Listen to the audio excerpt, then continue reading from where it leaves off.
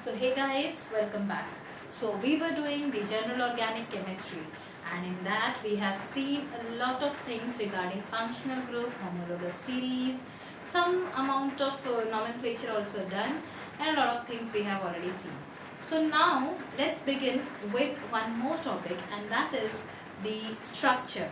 ठीक है, so how the structural representation of organic chemistry or organic compounds are done, we have to see that in this. So let's begin with the session. So today's topic is structural representation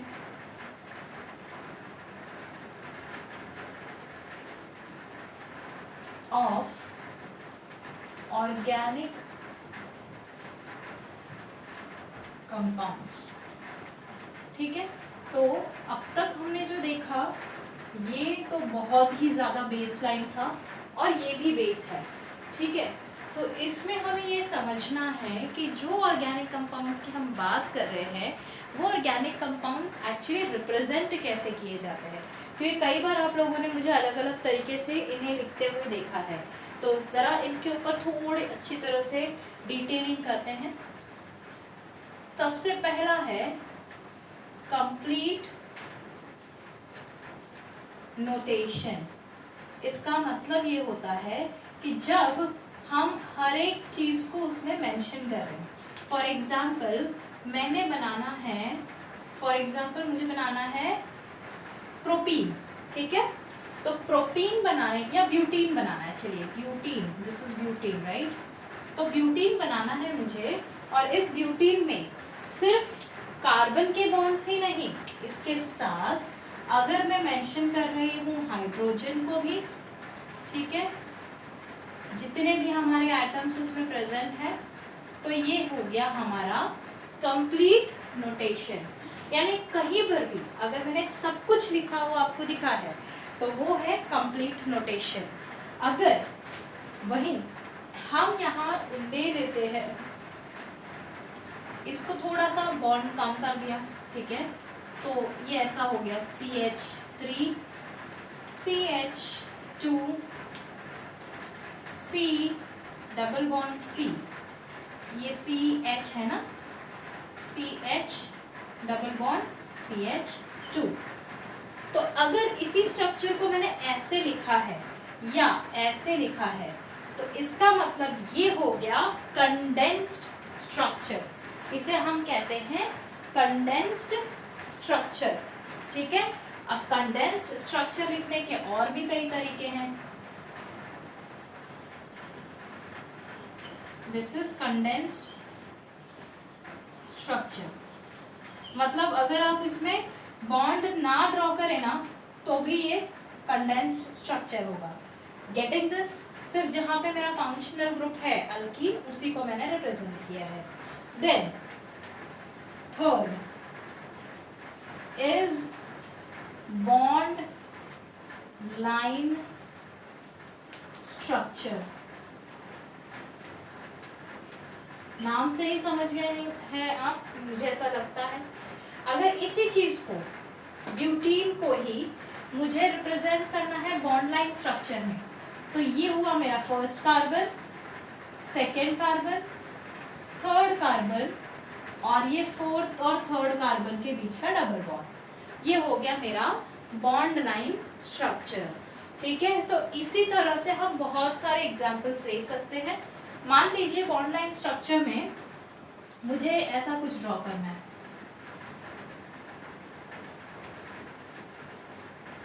for example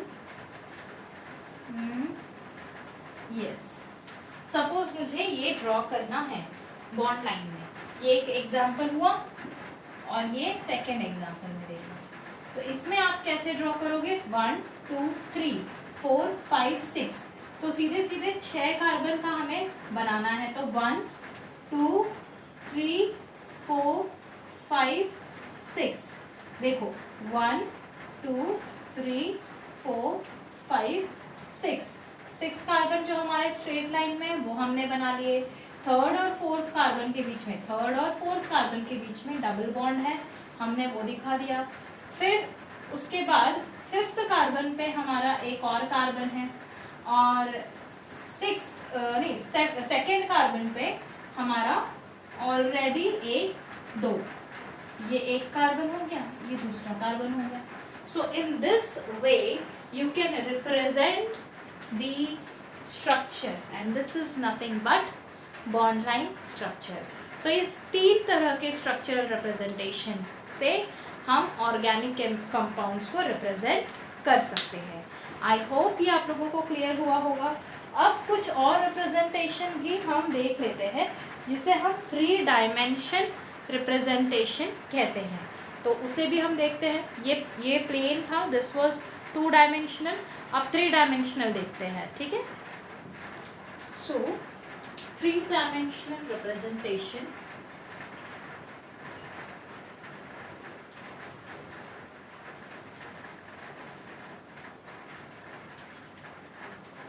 ठीक है. इस representation में आपको actual में 3 dimension में molecule कैसा होता है वैसे डिनोट करना है. सी, आप 3 डायमेंशन है पेपर पे, आप कैसे दिखाओगे? तो सिंपल है. For example if I take methane. ठीक है, वही एक एग्जाम्पल है जो यहाँ पे अच्छी तरह से वर्क कर सकता है. मीथेन में इस तरह से 4 बॉन्ड होते हैं हाइड्रोजन के साथ, और ये चारों बॉन्ड में 2 बॉन्ड ऐसे होते हैं जो प्लेन पर होते हैं, और 2 बॉन्ड ऐसे होते हैं जो प्लेन से ऊपर आ रहे होते हैं और प्लेन के नीचे जा रहे होते हैं. ठीक है. तो यानी ये बोर्ड अगर प्लेन है तो प्लेन के अंदर जा रहा है एक बॉन्ड और प्लेन के ऊपर आ रहा है एक बॉन्ड. तो हम उसे कैसे रिप्रेजेंट करेंगे? तो जैसे ये कार्बन है, ये प्लेन पे के बॉन्ड को तो हम सिर्फ ऐसे लाइन से रिप्रेजेंट करते हैं, लेकिन जो प्लेन के ऊपर आ रहे हैं बॉन्ड्स उनको हम इस तरह से रिप्रेजेंट करते हैं. ये हो गया सपोज प्लेन के ऊपर आने वाले. ठीक है, इसे हम कहते हैं वेज. वेज मतलब पूरा डार्क सा स्ट्रक्चर. ठीक है. सो वेज. और ये हो गया एक आपका प्लेन के ऊपर आने वाला, और जो प्लेन के अंदर जा रहा है उसे आप इस तरह से दिखाते हो. ठीक है, दैट इज डॉट्स. तो ये हो गया वेज, और डॉट के हेल्प से हमने 3 डायमेंशनल स्ट्रक्चर को ड्रॉ किया. ठीक है. सो दिस इज लाइन जो ऑन प्लेन बॉन्ड को दिखा रहा है. ठीक है. This is veg. वेज क्या कर रहा है? Above, not above, coming out of plane दिखा रहा है. ठीक है.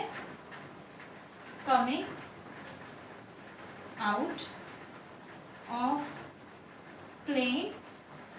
और ये होता है डॉट, जो आप लिख सकते हो कि गोइंग इनसाइड दी प्लेन. ठीक है. तो इस तरह से हम 3 डायमेंशनल स्ट्रक्चर भी ड्रॉ कर सकते हैं.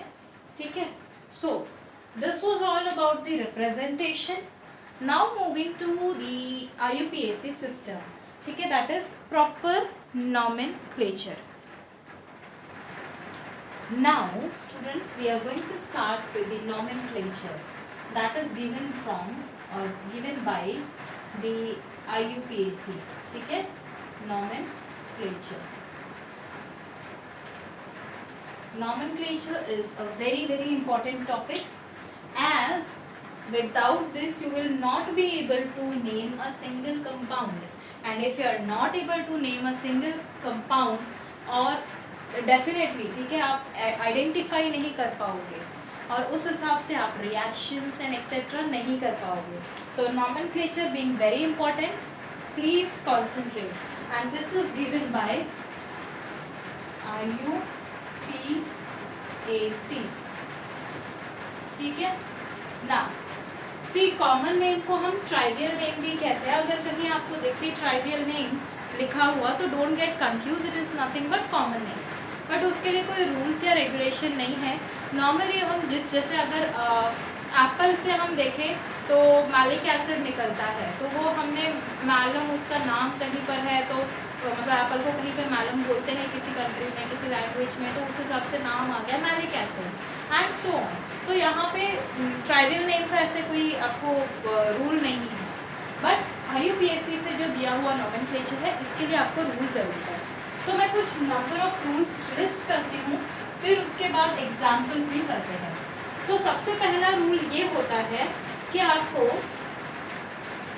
पेरेंट चेन, इसी को कोई कोई प्रिंसिपल चेन कहते हैं या longest chain, parent chain identify करना होता है। तो parent chain identification first step होता है।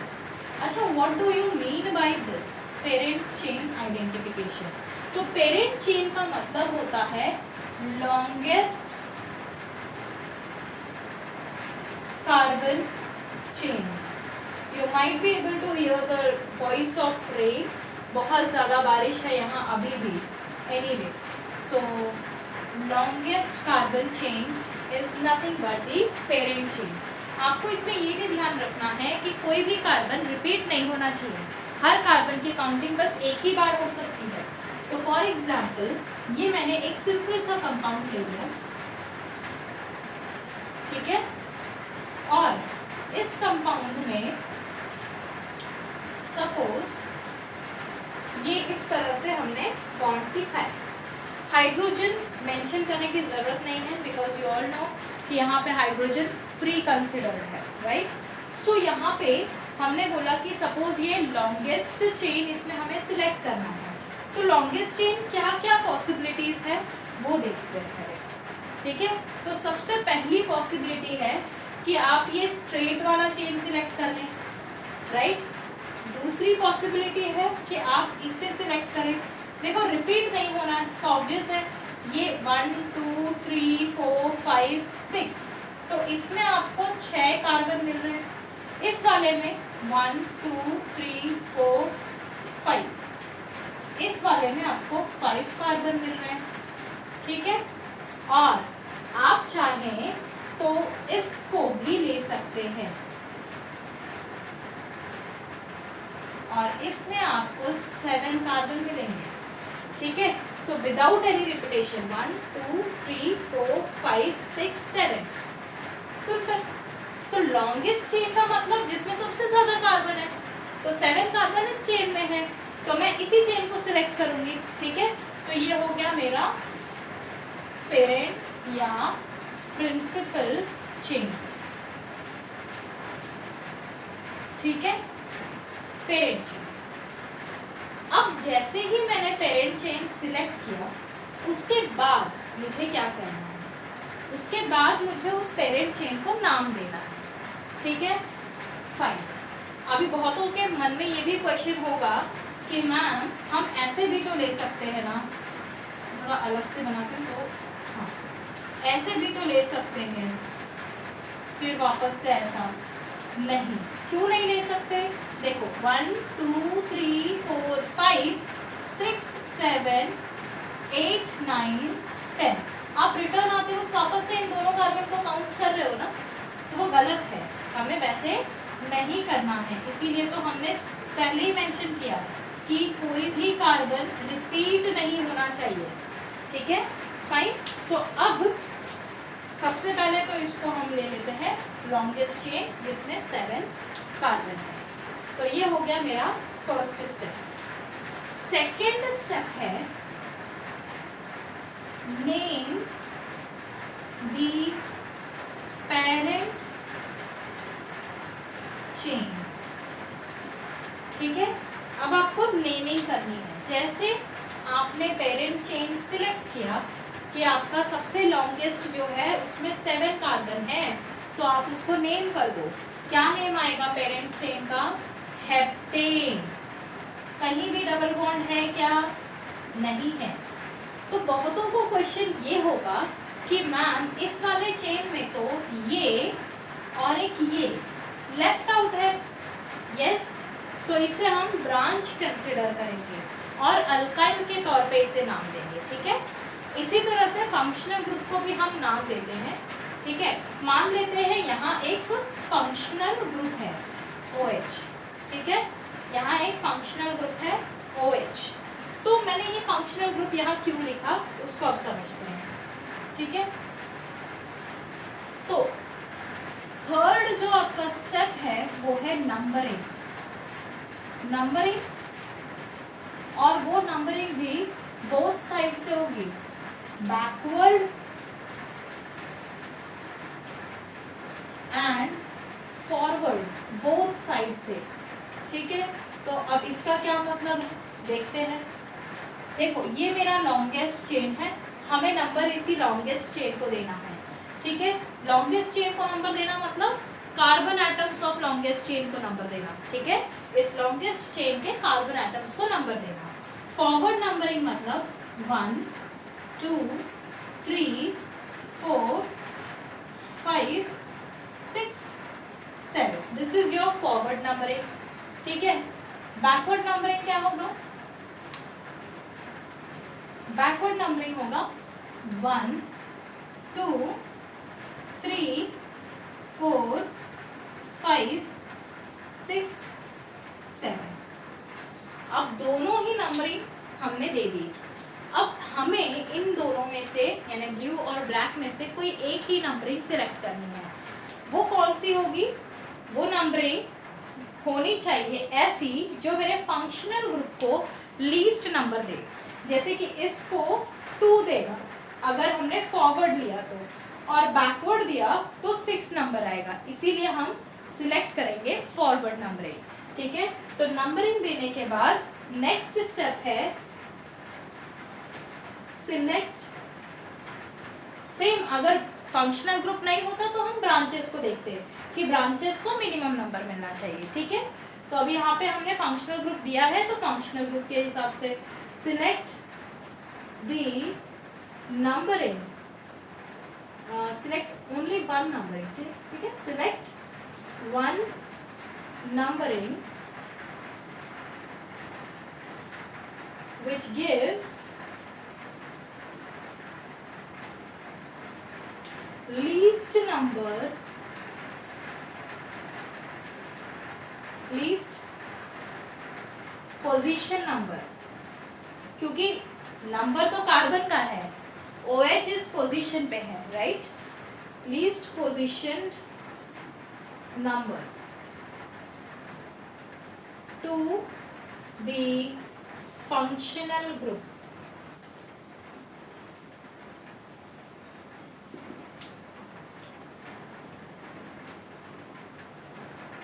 and branches, ठीक है। तो लीस्ट नंबरिंग जहां से मिले उसे ही हमें सिलेक्ट करना है, ठीक है। तो फॉर एग्जाम्पल यहाँ पे हमारा 2 आ रहा है, ठीक है।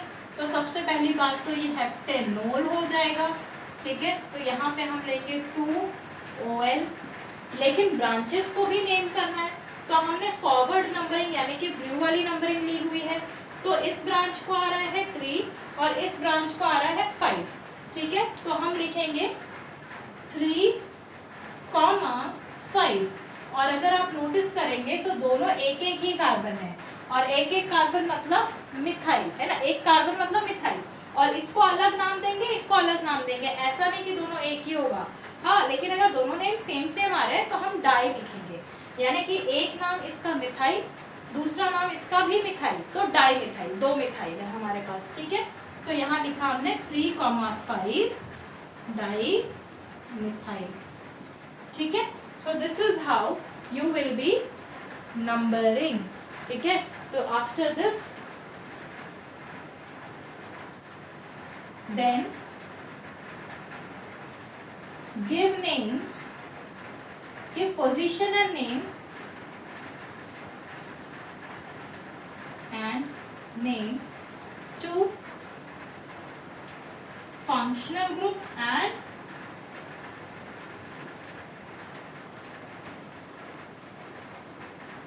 branches,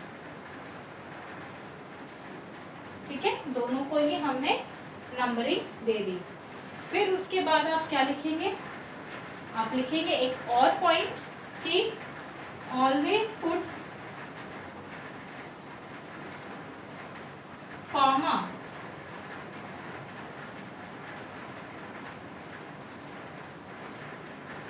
between two numbers and hyphen between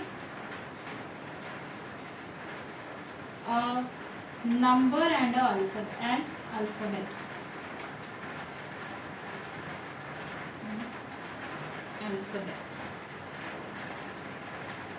ठीक है, यानी कि दो नंबर्स के बीच में आपको कॉमा लगाना है और एक नंबर और अल्फाबेट आ गए तो आपको उन दोनों के बीच में हाइफन लगाना है, बिल्कुल वैसे जैसे हमने यहाँ पे किया है। देखिए, अल्फाबेट और नंबर के बीच में हाइफन पर दो नंबर्स के बीच में comma. You have to remember these things.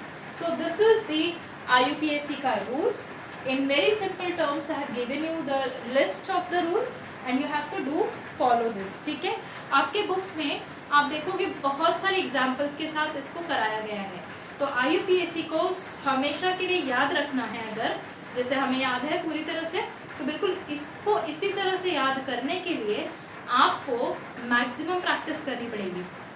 List of compounds मैं आपको दे दूंगी, आप उन लिस्ट ऑफ कंपाउंड्स को प्रैक्टिस कीजिए। जब आपको वो नेमिंग करना उसमें आ जाएगा, प्रैक्टिस करना हो जाएगा, तब आप इसमें थरो हो पाओगे।